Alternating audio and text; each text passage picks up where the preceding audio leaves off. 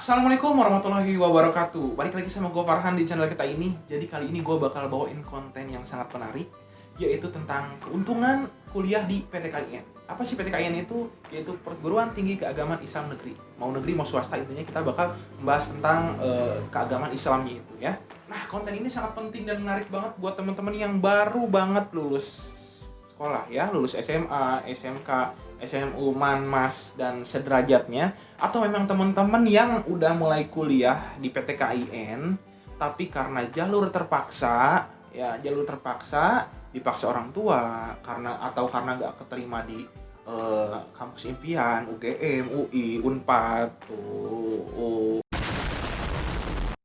Ini buat kalian jangan mikir yang aneh-aneh tentang PTKIN, karena banyak banget keuntungan buat kalian yang masuk PTKIN yang nggak bakal didapetin oleh perguruan tinggi negeri ternama ya, yang bersifat umum ya, karena semua ini hanya ada di PTKIN. Oke, sebelum lanjut, buat yang belum subscribe dulu, dan buat yang mau berkomentar dipersilahkan, karena sesungguhnya ini adalah opini dari pengalaman pribadi, dari pendapat pribadi, dan masukan dari para kakak tingkat ya.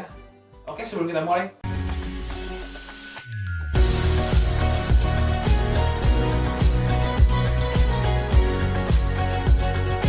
oke lanjut, sebelumnya gue kasih tahu dulu ke teman-teman bahwasanya gue ini adalah mahasiswa semester 3 di salah satu PTKIN di Jawa Tengah, yaitu Institut Agama Islam Negeri Salatiga. Gue ini adalah mahasiswa jurusan KPI. Apa itu KPI? Komunikasi Penyiaran Islam. Nah, apa sih bedanya dengan ilmu komunikasi? Itu bakal kita bahas nanti di lain waktu ya. Oke lanjut, yang pertama kalian harus tahu bahwasanya di Indonesia PTKIN itu terbagi menjadi 3 ya. Yang pertama adalah STAIN, Sekolah Tinggi Agama Islam Negeri. Yang kedua adalah IAIN ya, Institut Agama Islam Negeri. Dan yang ketiga adalah UIN, Universitas Islam Negeri. Oke, langsung aja kita ke keuntungan yang paling pertama, paling mencolok, paling membedakan antara PTKIN dengan PTN. Dan ini adalah keuntungan yang paling umum banget, yaitu kalian mendapatkan mata kuliah atau pelajaran agama yang lebih. Sama halnya di SMA ya, ada SMA, ada MAN. Kalau kalian belajar di MAN, sudah pasti agamanya dipecah. Ada fikih, ada akidah akhlak, ada bahasa Arab, ada ini dan itu. Tapi kalau kalian kuliah atau sekolah di SMA, pelajaran agama yang kalian dapat itu hanya, mungkin ya, yang gue tahu itu hanya PAI, yaitu Pendidikan Agama Islam, yang sudah merangkum semuanya. Tapi pastinya agama yang kita dapat tidak akan serinci, tidak akan sespesifik dengan yang kita dapatkan di MAN ataupun di PTKIN. Dan gue sudah mendapatkan, juga merasakan selama 2 semester ini mata kuliah pelajaran agama yang gue dapat, yaitu yang pertama ada Al-Quran. Itu mata kuliah Al-Quran itu kalian wajib selesaikan sampai dengan skripsi kalian. Itu wajib banget, mata kuliah itu wajib dipelajarin ya. Untuk di semester 1 dan semester 2 gue dapetin mata kuliah kayak fikih, tafsir, bahasa Arab ya. Itu jadi bener-bener mata kuliah pelajaran agama yang dipecah menjadi banyak. Oke, yang kedua adalah relasi keagamaan. Gimana sih maksudnya relasi keagamaan?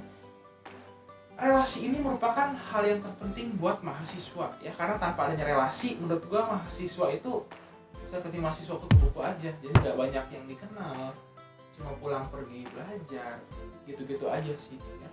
Kenapa? Karena relasi ini penting banget. Maksudnya relasi, jadi kalian bakal banyak mengenal dosen-dosen yang mereka itu bukan dosen biasa ya. Gue sebutin mereka itu dosen luar biasa. Karena kenapa? Dosen-dosen yang bukan cuma ahli dalam bidang mata kuliah umum, melainkan mereka juga ahli dalam keagamaan. Contoh, kemarin di semester 1 gue punya dosen Pancasila. Beliau itu dosen Pancasila gue di semester 1. Dan beliau ternyata juga mengajar mata kuliah Al-Quran. Itu salah satu yang gue sebut luar biasa. Karena kenapa? Ternyata dosen yang mengajar mata kuliah umum juga hebat, juga ahli dalam mata kuliah keagamaan. Itu keuntungan dengan kalian kuliah di PTKIN. Kalian bakal mendapatkan dosen yang ahli juga, yang memang mungkin ustadz ya, atau kiai yang memang ahli sekali dalam bidang keagamaan. Dan yang selanjutnya adalah relasi organisasi, yang walaupun di PTN juga ada organisasi-organisasi Islam seperti PMII, HMI, ataupun IMM. Entah kenapa sampai saat ini, walaupun gue belum masuk ke salah satu organisasi tersebut, Gue berpendapat bahwa kita itu bakal dapat sesuatu yang lebih kalau kita berorganisasi Islam di tempatnya langsung, maksudnya di PTKIN-nya langsung gitu.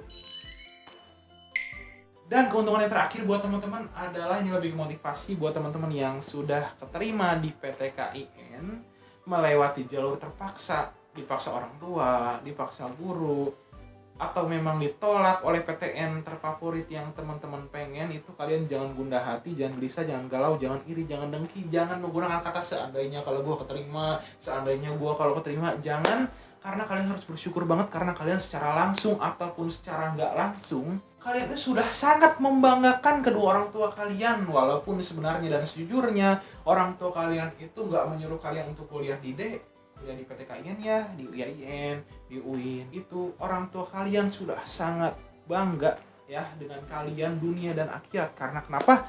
Karena kalian dengan inisiatif berkuliah, mencari, mendidik diri kalian sendiri untuk mendapatkan ilmu dunia dan ilmu akhirat yang nantinya untuk diri kalian sendiri, untuk anak cucu kalian, dan terutama untuk orang tua kalian.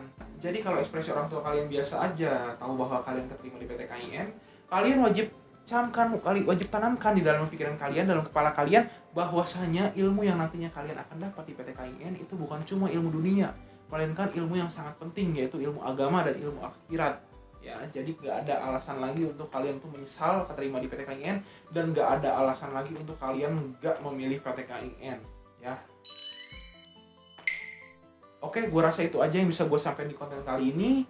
Sesungguhnya itu semua pendapat, opini, dan pengalaman pribadi gue sendiri, dan juga masukan-masukan serta pengalaman dari cutting tingkat gue di kampus. Dan buat teman-teman yang punya opini pendapat berbeda, pengalaman berbeda, atau nggak setuju dengan pendapat gue, bisa tinggalkan di kolom komentar. Nanti kita akan reply bareng-bareng, kita akan bahas bersama-sama. Karena jangankan kita yang saling nggak kenal ya, yang kembar aja mukanya sama, suaranya sama, postur tubuhnya sama aja bisa berbeda pendapat, apalagi kita yang sama sekali nggak kenal ya. Terima kasih buat yang sudah subscribe, dan buat yang nonton sampai akhir, yang mendengarkan sampai akhir. Kalau kalian suka, like video ini, share juga ke teman-teman kalian, supaya teman-teman kalian tahu bahwasanya kuliah di PTKIN itu banyak banget keuntungannya ya. Dan juga share ke orang tua kalian, supaya orang tua kalian tuh setuju dan merekomendasikan PTKIN untuk kalian. Terima kasih, sekian, assalamualaikum warahmatullahi wabarakatuh.